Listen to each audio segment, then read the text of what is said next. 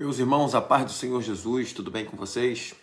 Hoje nós estamos aqui para nós discorrermos acerca da lição de número 10, que tem por título A Segunda Viagem Missionária de Paulo.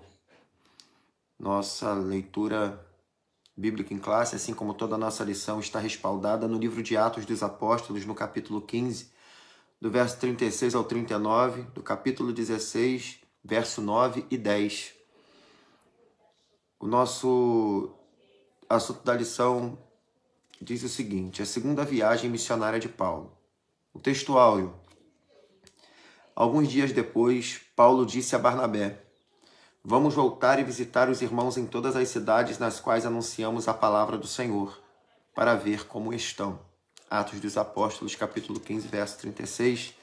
Nossa verdade prática. Embora façamos planos, sempre deve prevalecer a vontade de Deus em nossa vida. Antes de nós discorrermos aqui sobre a leitura diária e a leitura bíblica em classe, saudações aqui aos nossos consultores teológicos, aos professores das nossas congregações, setores e extensões, aos nossos coordenadores de escola bíblica dominical, a todos os nossos comentaristas também da nossa lição. Já estamos na lição de número 10. Estamos próximos de finalizar mais um trimestre para a glória do nome do Senhor. Nossa leitura bíblica em classe, irmãos, nossa proposta de segunda a sábado, naquela leitura diária, para nós irmos nos familiarizando com a lição.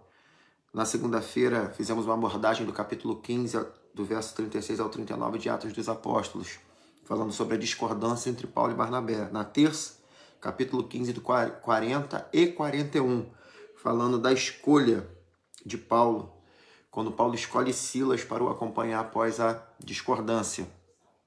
Na quarta-feira, a proposta foi o capítulo 16, o verso 9 e o verso 10, onde falamos sobre Paulo andando na direção de Deus. Na quinta-feira, a proposta foi o capítulo 16 de Atos, do verso 11 ao 40, onde, nestes versículos, a intenção foi abordar os avanços e os desafios da obra de Deus. Na sexta-feira, a proposta foi no capítulo 17, do verso 1 ao 34, onde falamos sobre os frutos da genuína pregação. E no sábado, hoje, finalizando a nossa leitura bíblica diária, falaríamos sobre Corinto, uma cidade promissora para o Evangelho. Prossigamos aqui na leitura bíblica em classe, você que está com sua revista em mãos. Atos dos Apóstolos, capítulo 15, do verso 36 ao 39, verso 38 ao 39. Alguns dias depois, Paulo disse a Barnabé: vamos voltar e visitar os irmãos em todas as cidades às quais anunciamos a palavra do Senhor, para ver como estão. Barnabé queria levar também João, chamado Marcos. Mas Paulo não achava justo levar aquele que tinha se afastado deles desde a Panfilha, não os acompanhando no trabalho. Houve tal desavença entre eles que vieram a separar-se. Então Barnabé, levando consigo Marcos, navegou para Chipre. Atos dos Apóstolos, capítulo 16, do verso 9 e 10. À noite, Paulo teve uma visão na qual um homem da Macedônia estava em pé e lhe rogava, dizendo: passe a Macedônia e ajude-nos. Assim que Paulo teve a visão, imediatamente procuramos partir para aquele destino, concluindo que Deus nos havia chamado para lhes anunciar o Evangelho. Nosso objetivo geral nesta lição é ensinar acerca da segunda viagem missionária de Paulo e o seu propósito, sendo os nossos objetivos específicos os seguintes. O primeiro, explicar sobre a segunda viagem missionária de Paulo, destacar os trabalhos de Paulo e Silas em Tessalônica e Bereia e enfatizar os desafios de Paulo em Atenas e Corinto. Nossa introdução. Nesta lição estudaremos sobre a segunda viagem missionária do apóstolo Paulo, tratando dos trabalhos realizados em Tessalônica e Bereia e os grandes desafios enfrentados em Atenas e Corinto. Diante disto, veremos a importância de sermos obedientes à vontade de Deus. O tópico 1, a segunda viagem missionária de Paulo. Subtópico 1.1, estamos abordando aqui o assunto referente à discordância entre Paulo e Barnabé, né? Esse assunto está imbuído no livro de Atos, no capítulo 15, do verso 36 ao 40.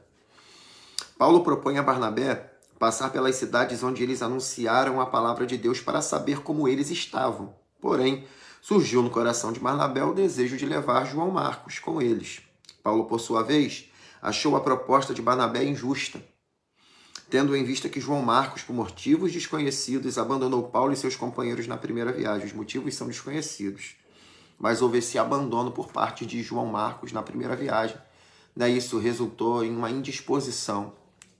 Essa discordância que ocorreu entre Paulo e Barnabé foi oriunda ao abandono de João Marcos na primeira viagem.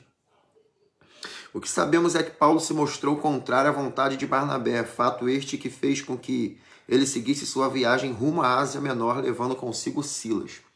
Então agora Paulo não com João Marcos nem Barnabé, mas agora Paulo com Silas. A escolha de Paulo foi Silas para prosseguir em viagem. E eles vão prosseguir rumo à Ásia Menor. Até então, Silas gozava de grande estima entre os irmãos. Barnabé, por sua vez, ele vai seguir viagem com João Marcos para Chipre. Então nós, só para referendarmos aqui o nosso início de comentário, Amós capítulo 3, verso 3, andarão dois juntos se não estiverem de acordo.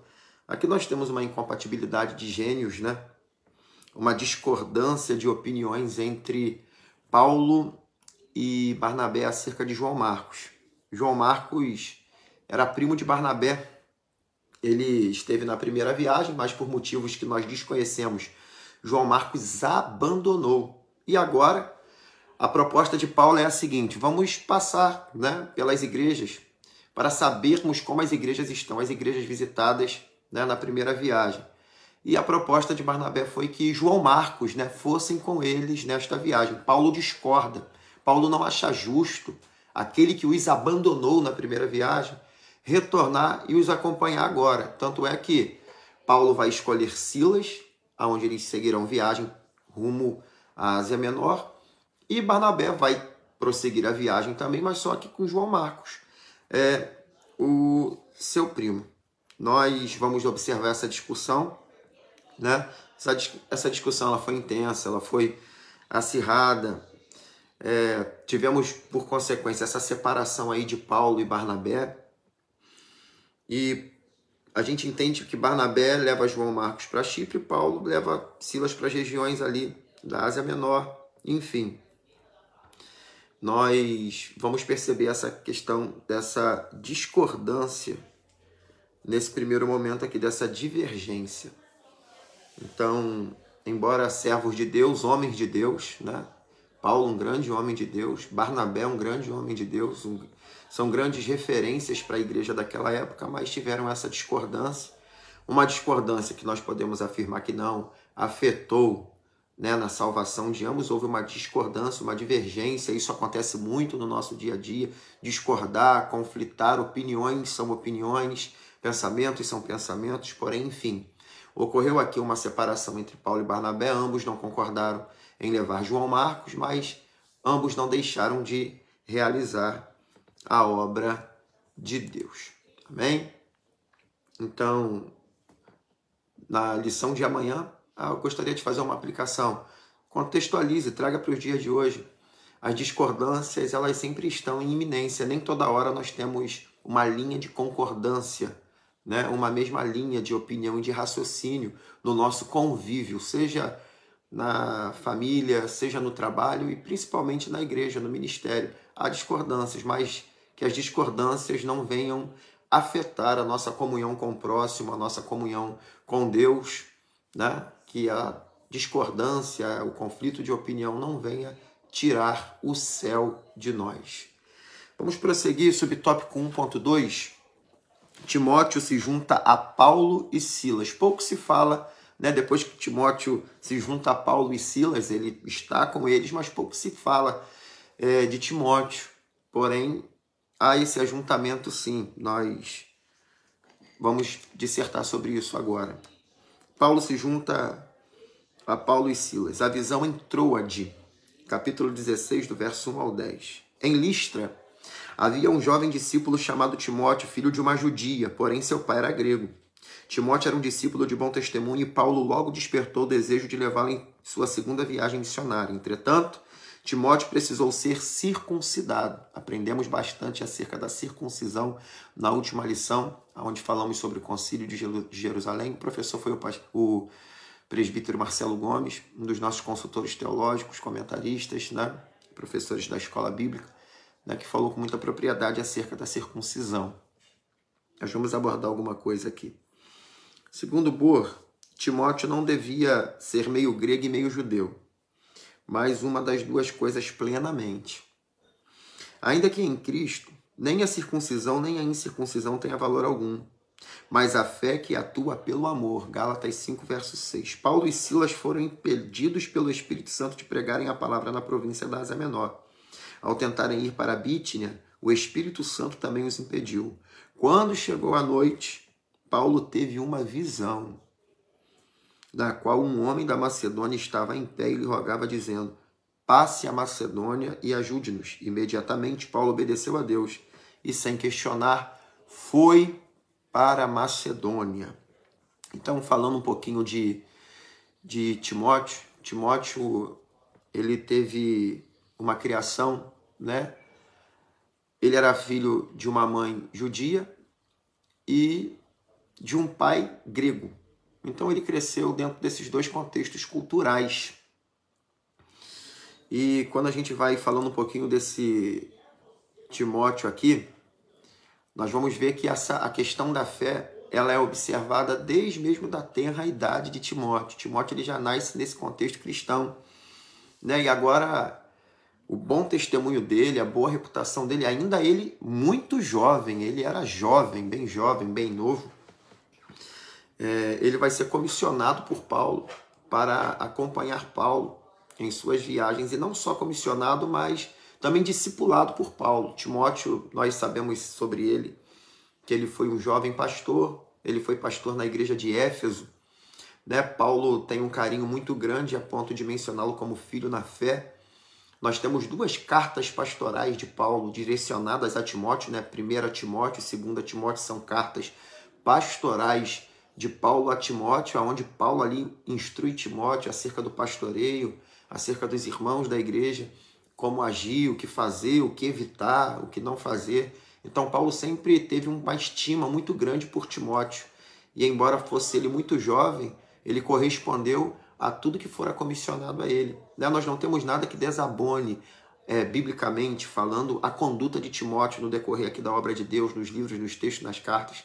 Nós não temos nada que desabone a conduta de Timóteo, muito pelo contrário, né? Ele é tido como exemplo, ele foi exemplo dos fiéis, né? No seu pastoreio, na sua liderança, e nós observamos os desafios, né, que Timóteo teve como sendo um jovem pastor, a questão da perseguição dos falsos mestres, mas ele sempre prosseguiu com foco na doutrina e deixou esse legado, esse exemplo para a parte mais nova hoje, né, da sociedade, contextualizando os dias atuais, um jovem pastor com uma grande responsabilidade, mas que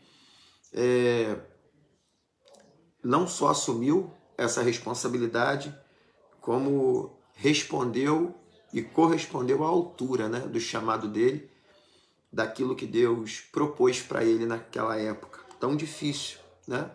Então nossos jovens eles são fortes, nossos jovens são fortes, eles já venceram o maligno, é uma palavra profética, né? Então os nossos jovens que estão hoje, não sei, nós temos professores jovens aqui, quero fazer uma aplicação na escola bíblica dominical na lição de amanhã, traga essa questão da juventude de Timóteo, traga essa questão, o fato dele ser jovem com uma grande responsabilidade, aplique na sua sala mostrando que sim, é possível que jovens possuam grandes responsabilidades e que correspondam a essas responsabilidades um mérito errôneo, né, nos nossos dias atuais, que dizem que jovem não tem responsabilidade, jovem precisa disso, daquilo, enfim, são jovens e jovens. Não, os jovens, eles são sim capazes de não só frutificarem quanto às responsabilidades a eles impostas, mas também eles são fortes, né? Eles são a força.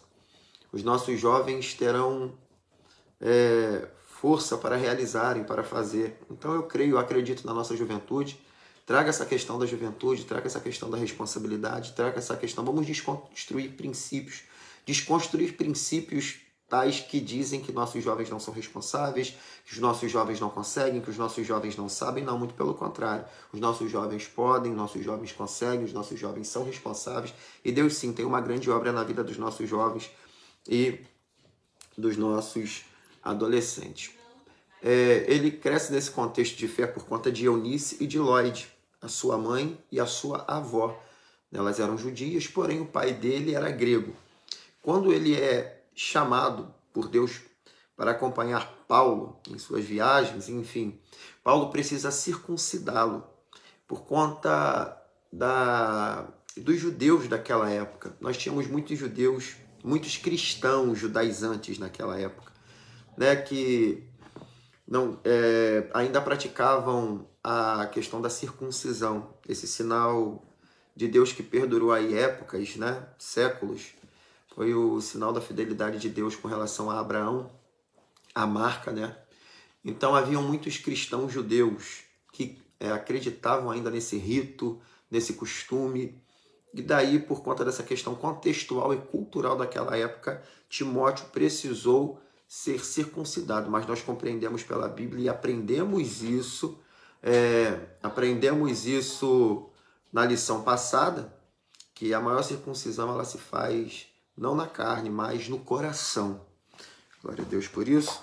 E a gente prossegue nesse mesmo tópico, falando da incursão de Paulo e Silas terem sido impedidos de pregarem na região ali onde eles haviam proposto no coração deles. Isto está em Atos, no capítulo 16, no verso 20, do verso 1 ao 20, no verso 6 está escrito: e passando pela Frígia e pela província da Galáxia, foram impedidos pelo Espírito Santo. Deus manifestando o querer dele e a vontade dele na vida de Paulo, de Silas. Ele vai impedir Paulo, pelo Espírito Santo, de anunciar a palavra na Ásia. Eles estavam rumo à Ásia, porém eles serão impedidos pelo Espírito Santo de pregar na Ásia, né? Então, eles vão ter uma visão, e é muito interessante como Deus se manifesta para Paulo. Paulo, ele era espiritual, né? Quem é espiritual, ele discerne bem as coisas espirituais, e ele vai ter uma visão à noite, aonde um homem da Macedônia em pé rogava a ele dizendo: passa a Macedônia e nos ajude. Paulo, muito solícito à voz do Espírito Santo, um homem de Deus, um homem espiritual e cheio de fé, ele imediatamente vai obedecer à voz de Deus e, sem questionar, ele vai seguir a Macedônia. Ele não pergunta: por que eu tenho que ir para a Macedônia? Não, imediatamente ele tem a visão, ele recebe o chamado para ir à Macedônia, e assim de imediato ele o faz, sem duvidar. Ele escuta e obedece o Senhor. Isso é muito interessante, essa questão, né, onde a gente pode abordar na nossa aula amanhã acerca da espiritualidade, acerca da sensibilidade e o discernimento espiritual, e principalmente acerca do propósito e da vontade de Deus para a nossa vida. Né, os nossos propósitos são muitos, nós temos alguns propósitos, nós direcionamos muitas coisas para nós mesmos, mas só que a vontade de Deus, os propósitos de Deus, eles são soberanos na nossa vida.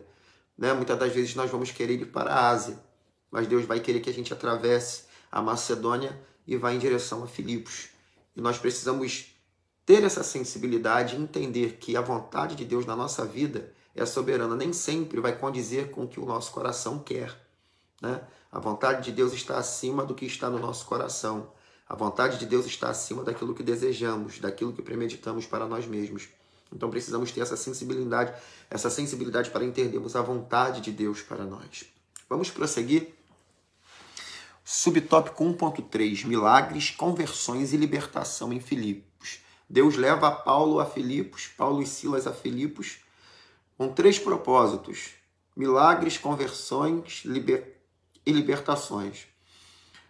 Paulo e Silas chegam em Filipos e, por não haver sinagogas naquela cidade para orar, foram para a beira do rio, fora da cidade. onde encontraram algumas mulheres reunidas, dentre elas Lídia, a famosa Lídia, vendedora de púrpura. Lídia, ela abre o coração para as palavras que saíam da boca de Paulo, e logo ela e sua família foram batizadas. E em seguida, a gente lê o texto e vê que Paulo ele é constrangido, né? Paulo e Silas ambos são constrangidos a estarem na casa de Lídia, mas são hospedados ali, eles se hospedam na casa de Lídia, isso se encontra no verso 1 ao verso 15. E na sequência o texto descreve uma jovem possuída por um espírito adivinhador, que foi liberta pelo poder do nome de Jesus, ocasionando a prisão de Paulo e Silas por parte dos donos daquela jovem. Aquela jovem tinha donos, né? Ela oferia lucro para aqueles homens, mas quando o espírito adivinhador sai do corpo daquela jovem, ela para de dar lucro aos seus senhores. E Paulo e Silas, eles serão presos por conta disso, né? Mas só que Deus ele tem os seus propósitos. Você vê, Paulo chega em Filipos, não tem sinagoga, mas ele vai para fora da cidade, lá na beira do rio, havia umas mulheres, Lídia estava lá, as palavras entram no coração de Lídia, Lídia se converte, ela e toda a sua família se convertem ao Senhor e são batizados.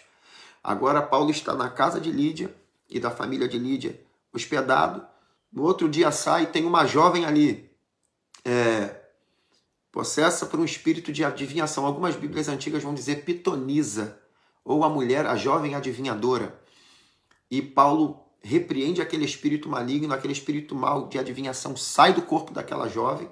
Aquela jovem para de dar lucro aos seus senhores que auferiam lucro, né, com as adivinhações daquela menina, daquela jovem. Por conta disso, eles vão ser açoitados, o que não podia, a gente vai tratar disso daqui a pouquinho, e vão ser levados para a prisão.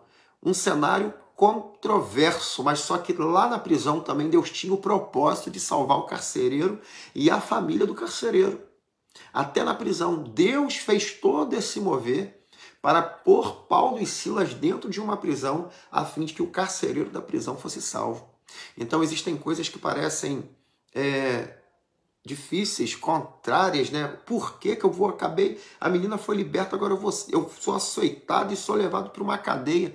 Mas até nas nossas intempéries, até nas nossas dificuldades, Deus tem um propósito em prol de alguém, ou talvez em prol da nossa vida mesmo. Deus ele nos ensina, ele quer revelar o propósito dele. E agora Paulo e Silas na prisão, Atos capítulo 16, tem um carcereiro ali, e Deus vai fazer um grande mover naquele lugar. Prossigamos aqui no subtópico 1.3.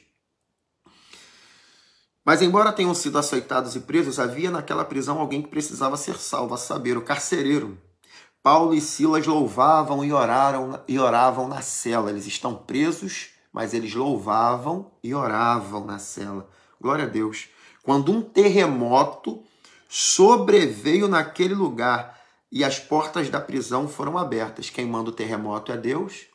E a prisão ela não é destruída, né? Ninguém morre ali. Mas veio um terremoto que abriu as portas. Interessante isso, quando lemos, né, um terremoto e apenas as portas foram abertas. Ninguém morreu, ninguém se machucou. Houve um grande alvoroço, mas ninguém morreu, ninguém se machucou. Nós não lemos nada disso no texto, mas as portas são abertas. O carcereiro ali, né, no caso, o propósito de Deus com aquilo tudo, com aquele terremoto, aquela alma, aquela vida ali e a família daquele homem, ele vai se desesperar e ele vai tentar tirar a própria vida. Ele vai tentar, como que ele explica que teve um terremoto, que o terremoto só abriu as portas das prisões? E agora ele, na cabeça dele aqui, acreditou, todos vão fugir, quem vai acreditar na minha história, eu vou me matar. Mas só que Paulo grita para ele não cometer tal ato. Não cometa tal ato, né? Estavam todos ali, todos os presos estavam ali. E aí, logo em seguida, o carcereiro vai perguntar para Paulo e Silas como ele poderia ser salvo. E eles respondem, creia no Senhor Jesus e você e a sua casa serão salvos. O carcereiro e sua família foram batizados. Deus, mais uma vez, cumpriu o seu propósito. Isso é muito lindo, gente. É o propósito de Deus. Lídia e a família, salvos e batizados. A jovem, liberta de espírito maligno. E agora esse carcereiro, ele e a sua família, ele e toda a sua casa, salvos e batizados. Então, Deus faz coisas de N formas, é a multiforme graça de Deus. Deus, ele age de N maneiras. Como Deus vai fazer, quem ele vai usar, como ele vai fazer. Às vezes nós pensamos que Deus vai usar situações boas, tranquilas, mas Deus usa situações complicadas. Né? Primeiro eu quero ir para um lugar. Olha aqui, olha, presta atenção comigo aqui, essa questão de Paulo. Paulo queria ir para a Ásia. Deus direciona ele, dá uma visão para ele de um varão da Macedônia e direciona ele lá para Filipos. Em Filipos, Lídia e a família. Até então tá tranquilo. Aí vem a jovem. Eles são açoitados e jogados na prisão. Na prisão. Uma coisa também que não poderia acontecer, né? Mas a gente vai tratar disso aqui, só um momento. E aí, lá na prisão, tem um carcereiro que vai ser salvo, ele e a casa dele, e serão também batizados. No meio daquela turbulência toda de prisão, de terremoto, o propósito de Deus era a alma daquele carcereiro. E Deus fez nessa turbulência toda, Deus cumpriu o propósito dele. Isso também você pode aplicar na sua lição de amanhã. Às vezes, poxa, eu estava bem, estou enfermo, estou dentro de um hospital. Quantos testemunhos nós temos de pessoas que ganharam outras vidas dentro de um hospital, mas só entraram no hospital porque ficaram enfermas, mas ganharam almas no hospital. Né? Poxa, meu carro estragou, vou ter que ir de ônibus. Aí tu foi de ônibus, chegou lá, sentou do lado de alguém, ganhou aquele alguém, plantou a semente do evangelho no coração de alguém. Poxa, Deus fechou uma porta aqui, abriu outra porta para mim em outro lugar, tão longe, mas você foi tão longe lá, tão longe, dentro daquela empresa, naquele trabalho novo, você ganhou alguém para Jesus. Há propósitos no meio dos nossos desastres. Existem propósitos. Até as dificuldades da nossa vida são usadas por Deus para que Deus cumpra os seus propósitos. Né? E o maior propósito de Deus são almas, são vidas. E existem muitos lugares para nós irmos. Como Deus fará, em que ocasião, em que momento, não sabemos. Mas fato é, Deus cumpre os seus propósitos. Nós temos a questão das duas cidadanias de Paulo. Né? O que é a cidadania, pastor? É o direito de permanecer, de pertencer a determinado país. Isso é cidadania, direito de pertencer a determinado país. Paulo tinha duas. Né? Paulo ele desfrutava de duas cidadanias. E Paulo era cidadão romano também. Paulo também era cidadão romano. A questão do nome de Paulo mesmo, né? Não que Saulo foi transformado em um Paulo. Não. Saulo é o nome hebraico dele, né? E Paulo é o nome latim, né? O Paulo é um nome referendando a cidadania romana dele. Então ele tinha essas duas cidadanias, ok? E nós vamos ver isso enfatizado aqui. Como cidadão romano, tratando da cidadania romana, Paulo ele gozava de alguns privilégios. Assim, por exemplo, quem possuía a cidadania romana, ele gozava do privilégio do sufrágio. O que é sufrágio? Sufrágio é o voto. Então, o cidadão romano ele tinha o direito de votar, por ser romano. Né? O sufrágio é voto. Né? Tinha o direito de ir diante do Supremo Tribunal de Roma para uma apelação. Ele não podia ser crucificado, ele não podia receber pena de morte, ok? Então, o cidadão romano ele também não podia ser açoitado. Tanto é que quando você lê no texto de Atos dos Apóstolos, capítulo 16, que Paulo foi açoitado, você vai ver que aqueles homens, quando eles vão ser notificados ali de que Paulo era também cidadão romano, eles vão ficar desesperados. Como assim? Nós prendemos um cidadão romano, açoitamos um cidadão romano. E a pena para quem açoitasse um cidadão romano e cometesse isso com ele era de morte. Era a pena de morte. Então aqueles homens tremeram. Tanto que quando eles vão soltar Paulo e Silas da prisão, lá em Atos 16, Paulo se recusa. Paulo fala, olha, como assim? Não fizemos nada, estamos aqui, fomos açoitados. Como assim vocês vão nos tirar daqui e simplesmente vão abrir as portas da prisão e nós vamos embora? Não, Paulo questiona isso. Então, por ser cidadão romano, ele gozava de direitos, ele tinha os deveres óbvio, mas ele gozava de direitos e de privilégios. E o açoite era uma coisa que um cidadão romano, ele não poderia sofrer injustamente.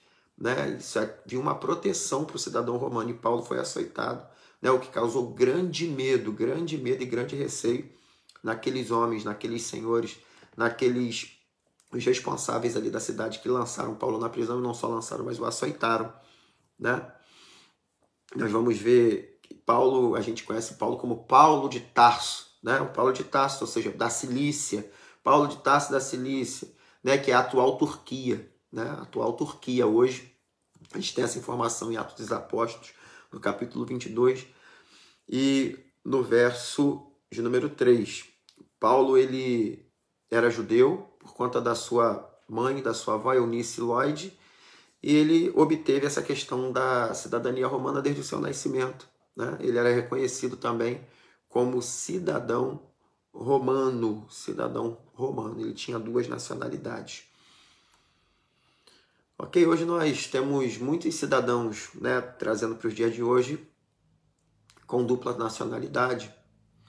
Nós temos isso nos nossos dias atuais, né? Muitos brasileiros possuem dupla cidadania, Portugal, Itália, nós temos isso, é muito corriqueiro com relação à Itália, com relação a Portugal, e outras, né? São muitas regras, né? Cada país tem a sua regra.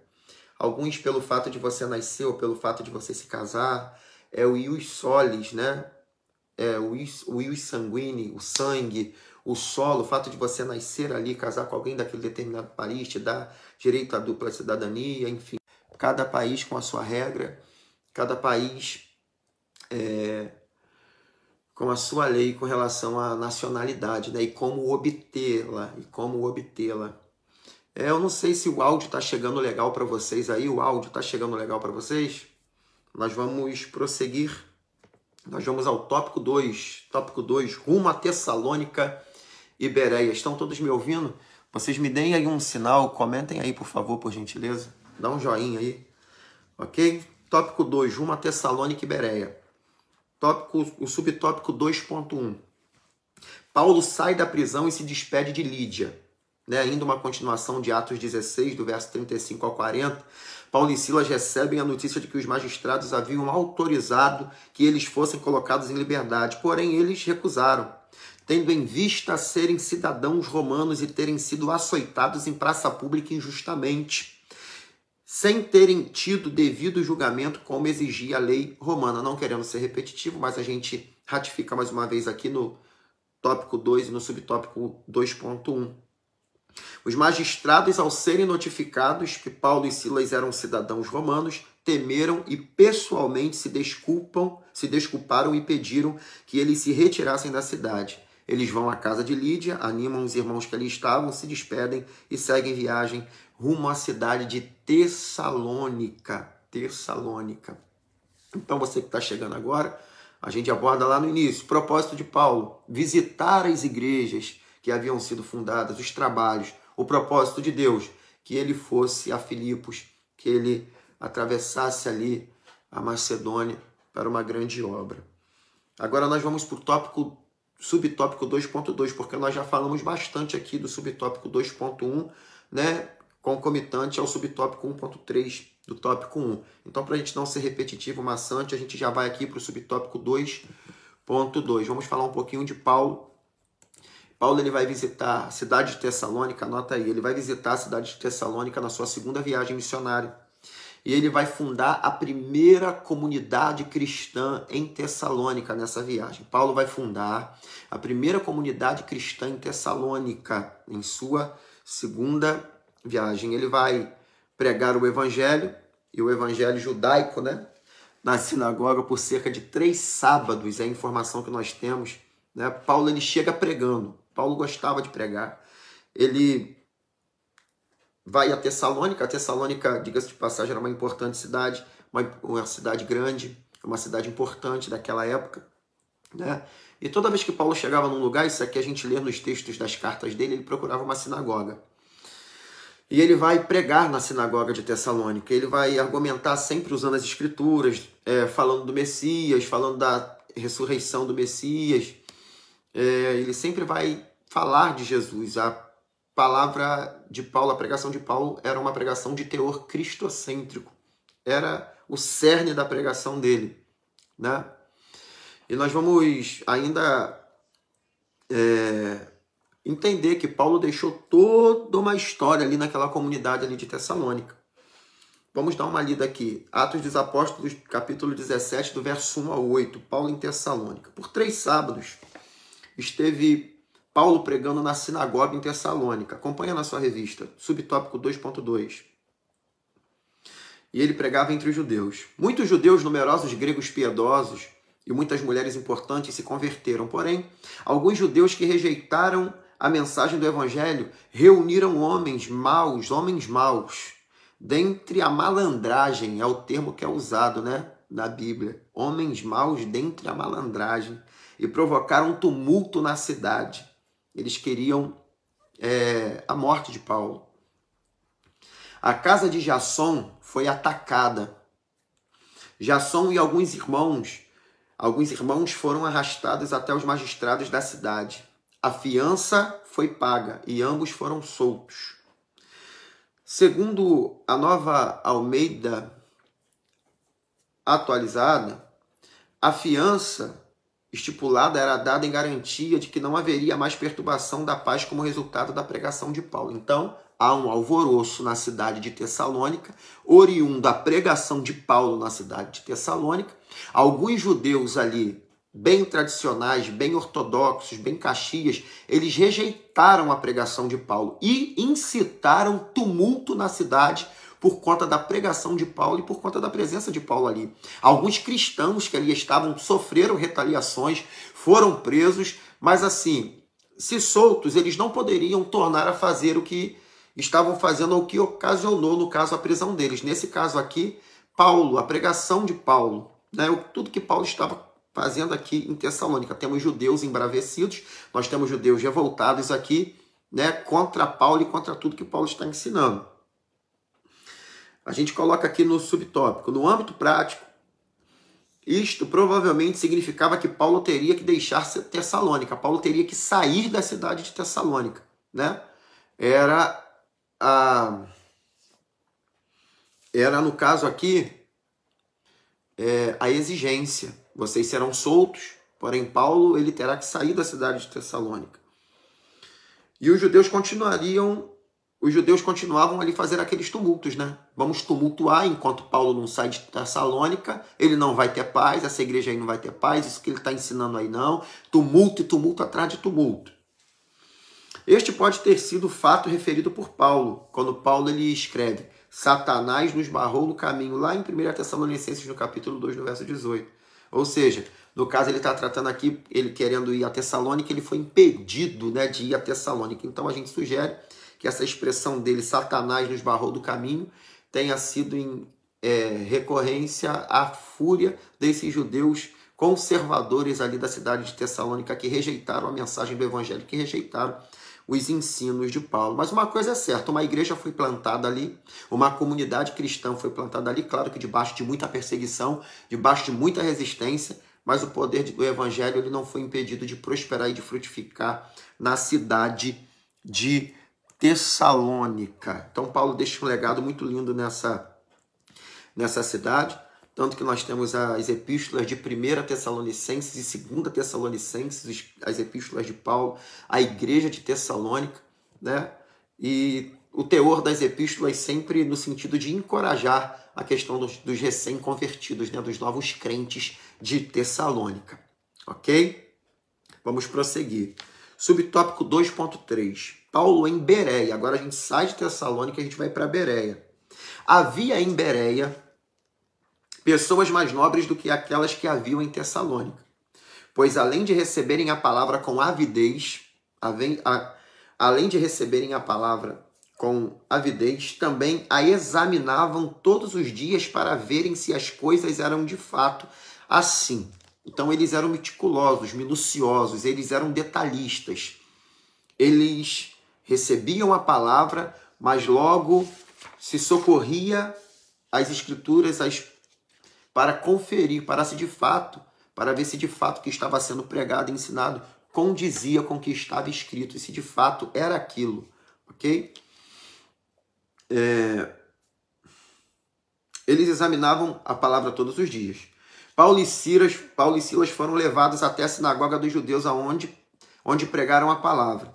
Muitas mulheres gregas de alta posição creram e também muitos homens. Logo, os judeus de Tessalônica souberam que eles estavam pregando em Bereia. Assim, rapidamente, os irmãos de Bereia fizeram que Paulo fosse para o outro lado do mar. Que judeus são esses de Tessalônica que souberam que Paulo estava em Bereia? Os mesmos judeus que incitaram tumultos lá em Tessalônica para expulsarem Paulo de Tessalônica, eles vão saber, vão ser notificados de que Paulo está em Bereia e vão procurar ir a Bereia para incitar tumultos a fim de que Paulo também seja expulso de Bereia. Mas os irmãos de Bereia, esses irmãos amantes da palavra, que conferiam meticulosamente, minuciosamente o que estava escrito, né? Esses irmãos zelosos pela palavra, eles vão providenciar um meio, um jeito, para que Paulo ele vá para o outro lado do mar.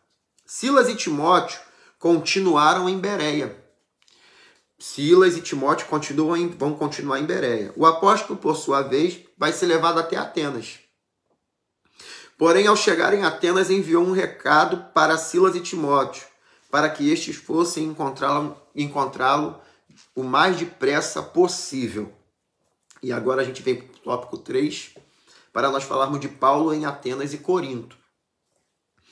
Nós podemos aplicar, irmãos, a questão da perseguição e da dificuldade, né, que Paulo ele teve com esses judeus que rejeitaram a pregação do evangelho. E nós, não em comparação, né, mas trazendo para os dias atuais também, encontramos muitas dificuldades hoje. Algumas décadas atrás se fazia bem mais fácil, com toda a dificuldade da época, óbvio, não menosprezando isso, mas bem mais fácil a questão do pregar o evangelho para alguém. Hoje não, hoje está mais difícil, né? Hoje está mais complicado você abrir uma igreja, você pregar em determinado lugar.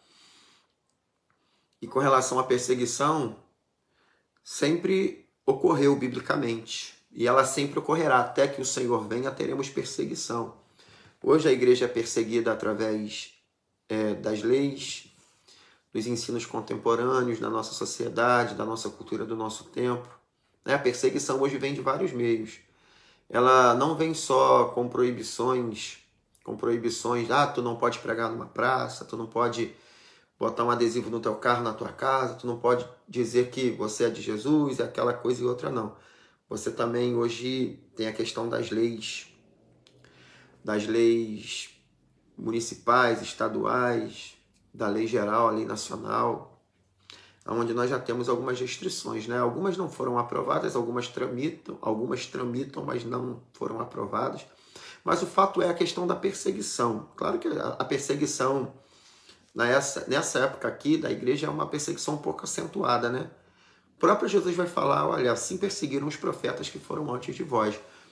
Mas nós temos alguns destes que foram mártires, né? Estevão foi morto apedrejado, Tiago, que foi morto à espada, outros pela tradição, como Pedro, que foi crucificado de cabeça para baixo, outros que foram serrados, outros que foram decapitados, outros que, segundo a história, segundo a tradição, foram lançados no Coliseu, lançados para os leões comerem, outros que foram queimados vivos, lançados em ilhas exílicas, né? No caso de João, foi lançado lá na ilha de Patmos, enfim. Então a perseguição era uma perseguição que o resultado final dela sempre foi a morte para aqueles que pregavam e anunciavam o evangelho, a palavra de Deus. Hoje nós temos aí muitos cristãos sendo perseguidos por conta da sua fé, por conta e pelo simples fato de servirem a Jesus, de declararem ser cristãos, né? Mas a perseguição ela ocorrerá. Estejamos preparados. Paulo em Atenas e Corinto. Paulo se revolta com a idolatria em Atenas. Muita idolatria. Atenas, o berço da idolatria, o berço dos deuses. Paulo, revoltado com a idolatria em Atenas, subtópico 3.1, pregava na sinagoga e na praça para os judeus e gentios. Ele está ali em Atenas, ele está pregando, ele gostava de pregar. E alguns dos filósofos epicureus e estoicos discutiam com Paulo. Segundo Bruce, os epicureus tinham este nome por causa de Epicuro, cujo sistema ético baseado na teoria atômica de Demócrito apresentava o prazer, está entre parênteses aí na sua revista Hedone, de hedonismo, como a principal finalidade da vida, sendo que o maior prazer era ter uma vida de tranquilidade, né? Ataraxia, livre da dor, de paixões perturbadoras e de temores supersticiosos sobre os estoicos. Isso daqui são os epicureus, agora vamos de Epicuro, agora vamos sobre os estoicos. Os estoicos consideravam Zeno, né, como seu fundador. Então, quem foi o fundador dos estoicos? Zeno, é o que eles consideram, é segundo a história. Eles receberam esse nome por causa da Stoa Poikile, em Atenas, onde ele ensinava. A crença dos estoicos era panteísta, racionalista e fatalista. Vamos falar um pouco aqui. Paulo está em Atenas, ele está pregando para os judeus, para os gentios e para os atenienses ali. E ele agora vai ser cercado por dois grupos, os epicureus e os estoicos, que vão discutir, bater boca com ele. Vamos começar aqui por Epicuro, ou Epicuro de Samos, do grego clássico, né? Epicuro, ele nasce na ilha de Samos, mas a gente ainda sabe muito pouco desse jovem. Epicuro ouviu o filósofo acadêmico Panfílio em Samos, né? No caso, Panfílio, ele ouvia Panfílio, o Pânfilo. Não foi muito do agrado dele a questão de ouvir esse moço aí chamado Pânfilo. Mas nós vamos ver aqui o propósito da filosofia de Epicuro, né? O propósito da filosofia para Epicuro era atingir a felicidade. Ele versava, os ensinos de Epicuro versavam sobre o prazer, sobre a felicidade, né? Ou seja, a ausência de dor física, imperturbabilidade da alma, né? Ele gostava daquilo que trazia prazer. A doutrina dele era uma doutrina que não abraçava a questão da dor, da perturbação, da provação, da luta, do sofrimento. Não. Ele tinha essa marca. Ele defendia isso. Ele defendia a questão da liberdade, da tranquilidade do espírito. Esse é Epicuro, né? Esse é Epicuro. A gente, quando estuda sobre ele, a gente fala muito sobre a questão do prazer. Epicuro versava sobre isso, né? E ele vai entender que o bem reside no prazer. E por isso foi uma doutrina muito assim, abraçada por muitos daquela época. Quem não quer uma doutrina assim? Uma doutrina que versa sobre a felicidade, uma doutrina que versa sobre o prazer. É o hedonismo, né? Uma doutrina que ausenta o sofrimento. Não é isso? É uma doutrina entrelaçada nos prazeres, né? No caso, nessa questão dos desejos, né? Que Epicuro ele ensina, né? No caso, para a felicidade, para a tranquilidade, para a vida. E hoje nós temos, nos nossos dias atuais, essas doutrinas, não com esse corpo, né? Não com essa roupagem, mas muitos estão aí pelo caminho de Epicuro, buscando prazer, felicidade a qualquer preço, uma vida sem luta, uma vida sem provação, uma vida sem dificuldade, né? O que é, na verdade, impossível, né? Para o cristão. O cristão, ele carrega uma cruz. Jesus falou, olha, quem quiser vir após mim, negue-se a si mesmo, tome a cada dia a sua cruz e siga-me, né? A caminhada cristã é marcada por sofrimento, por desafios constantes. O próprio Paulo, preso, açoitado, enfim, por muito passou fome, teve muito, teve pouco. Então, as doutrinas de Epicuro, ou desses alunos da escola de Epicuro, não se aplicavam muito com relação ao evangelho, ao que nós pregamos, ao que a Bíblia diz. E em contrapartida nós temos a questão aqui dos estoicos, né? Dos estoicos. Nós vamos falar um pouquinho, tentar falar um pouquinho desses estoicos aí, trazer um pouco aqui para os nossos dias. Os estoicos ou o estoicismo, né? É uma escola de filosofia helenista, floresceu na Grécia Antiga e na Roma Antiga. Eles acreditavam que a prática da virtude era suficiente para alcançar a eudaimonia, uma vida bem vivida, no caso aqui. Os estoicos identificaram o caminho para alcançá-lo como uma vida praticando as 4 virtudes na vida cotidiana, que seriam essas daqui, olha, sabedoria, coragem, temperança, moderação e justiça, e vivendo de acordo com a natureza, né? E eles tinham muita consideração, eles abraçavam muito as doutrinas de Zeno, Então os estoicos versavam sobre a doutrina de Zeno. Então eles tinham essa questão dessa ideia de uma vida bem vivida.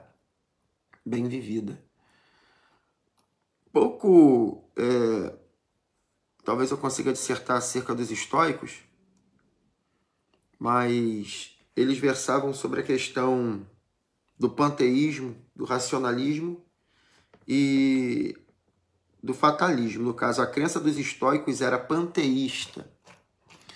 O que é isso? Panteísta.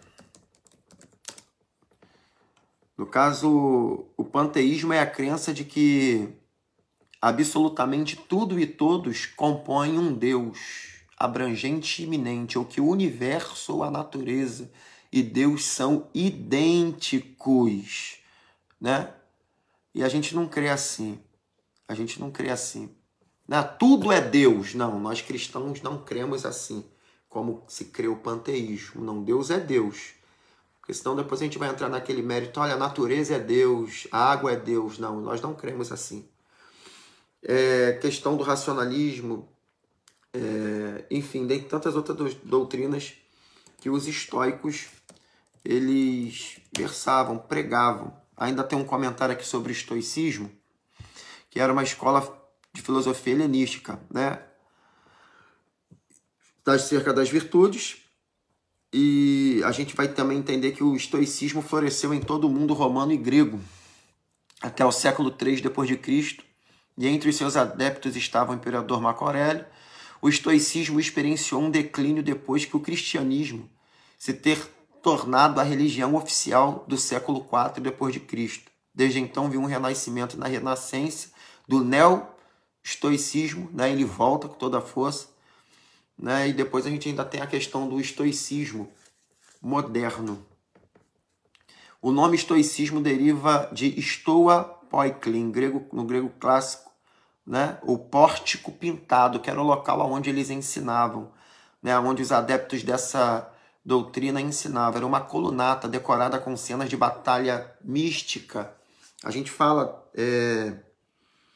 a gente usa esse termo aqui na nossa lição, né? Stoa poikli, que significa uma coluna decorada com cenas de batalha mística e históricas no lado norte da Ágora, em Atenas, onde Zenão de Cítio e os seus seguidores se reuniram para discutir as suas ideias perto do final do século IV antes de Cristo. Então, esses dois grupos, eles vão confrontar Paulo. Paulo está no berço da filosofia, Paulo está em Atenas, né? No berço da idolatria também, por que não ressaltar? E ele é confrontado pelos epicureus e pelos estoicos. Mas ambas as doutrinas dos epicureus e dos estoicos não condiziam com o evangelho. Muito pelo contrário, o cristianismo, o evangelho combatia tudo isso aqui, tudo isso daqui. Vamos prosseguir? Subtópico 3.2. Ao Deus desconhecido. Nós já ouvimos falar desse altar. Dentre tantos deuses ali em Atenas, tantos altares dedicados a tantos deuses, nós temos um altar dedicado ao Deus desconhecido, que Paulo vai usar esse altar para trazer uma mensagem ao coração daqueles que estavam escutando, daqueles que estavam atentos à sua pregação. Estrategicamente, Paulo usa um altar que havia em Atenas que possuía o título Ao Deus Desconhecido, para introduzir a mensagem do evangelho no coração dos atenienses. Esse foi o teor da mensagem de Paulo no Areópago. O Deus que fez o mundo que não habita em santuários, porque todos os deuses tinham os seus santuários. Então, o Deus que fez o mundo e que não habita em santuários, que não é servido por mãos humanas, porque muitos deles levavam oferendas, né, aos seus deuses, que dá a respiração e tudo mais, cuja divindade não é igual ao ouro, prata ou pedra, e nem feita pela imaginação do homem. Um Deus que não surgiu da imaginação do homem, cravado de prata, ouro, enfim, não. Nosso Deus é diferente. O Deus que ele pregava ali no Areópago, ali naquele lugar, era diferente. E por fim, Jesus, aquele que ressuscitou dos mortos e que julgará o mundo com justiça. Após os discursos, uns zombaram e outros creram, dentre os quais estão Dionísio, o Areopagita, Dâmaris e mais algumas pessoas. Depois disso, deixando Atenas, Paulo foi a Corinto, ok? Muito interessante. Paulo, ele combateu essa questão. Quando você lê a palavra Areópago aí, Areópago se refere a uma colina rochosa de Atenas, a nordeste da Acrópole, ou ao tribunal. Era onde o conselho se reunia. Significa colina de Ares, né? Areópago significa colina de Ares, nomeado devido ao deus da guerra na mitologia grega, o deus Ares. Mas era um local que servia uma espécie de altar ali para eles dissertarem, para eles ensinarem, para eles falarem ali das suas filosofias, para eles discutirem, né, conversarem ali. Era um lugar de reuniões ilustres ali, o Areópago, né? Era o púlpito daquele povo, o Areópago, pronto, entendemos assim. E Paulo vai estrategicamente usar aquele altar dedicado ao Deus desconhecido para falar de Jesus, combatendo todos aqueles deuses, né? Ares, deus da guerra, Zeus, tantos outros ali, né? Nós temos ali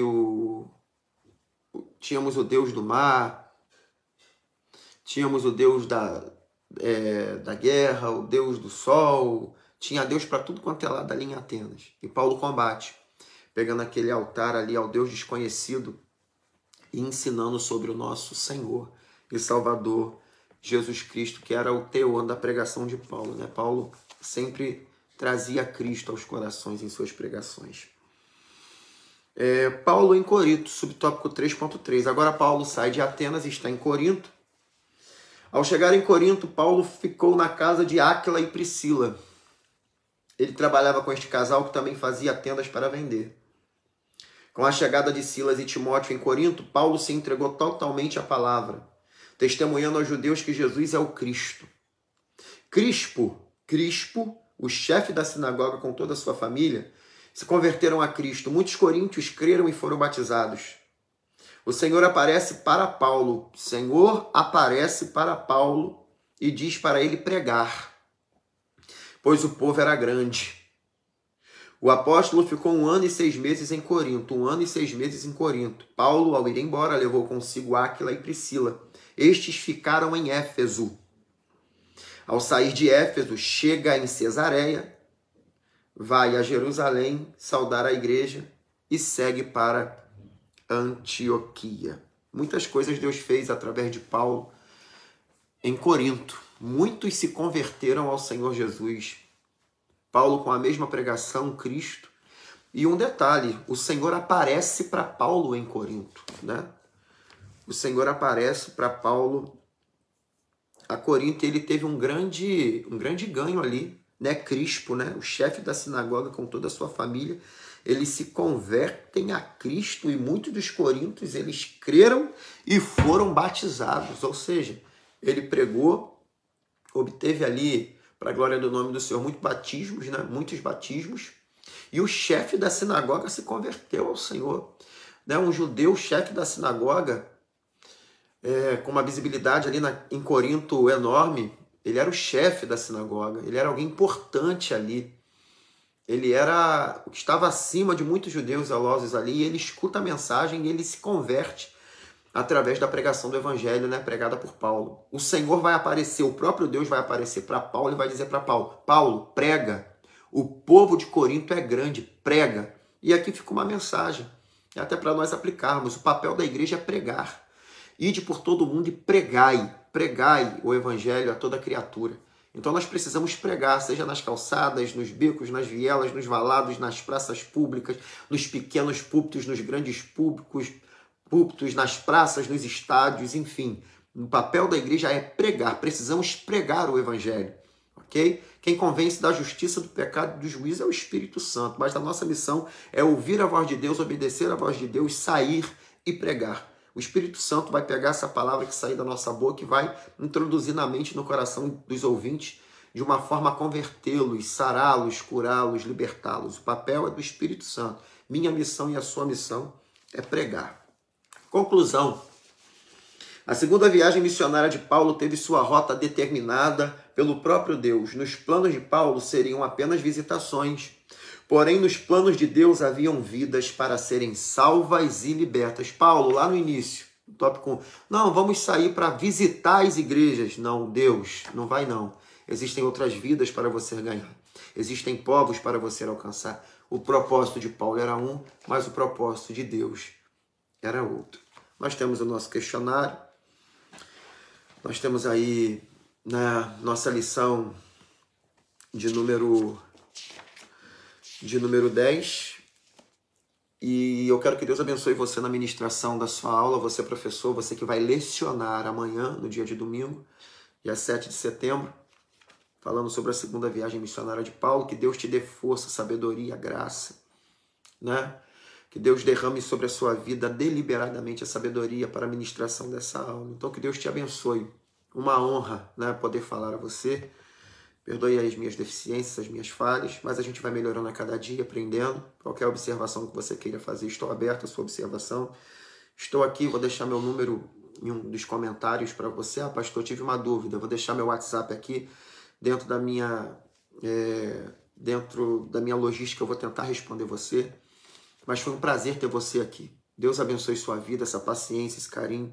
Amém? Que a sua escola bíblica dominical seja abençoada, próspera. Né, que vários, inúmeros alunos sejam agregados à escola bíblica dominical da sua congregação, que a sua congregação seja uma referência no que se refere à escola bíblica dominical. Amém? A cada professor, presbítero, irmão, irmã, jovem, adolescente que consta nesse grupo, que Deus em Cristo te abençoe. Amém? Vivamos o propósito de Deus. A vontade do nosso Deus, ela é boa, ela é santa, ela é agradável e ela é perfeita. Amém? Paz do Senhor Jesus.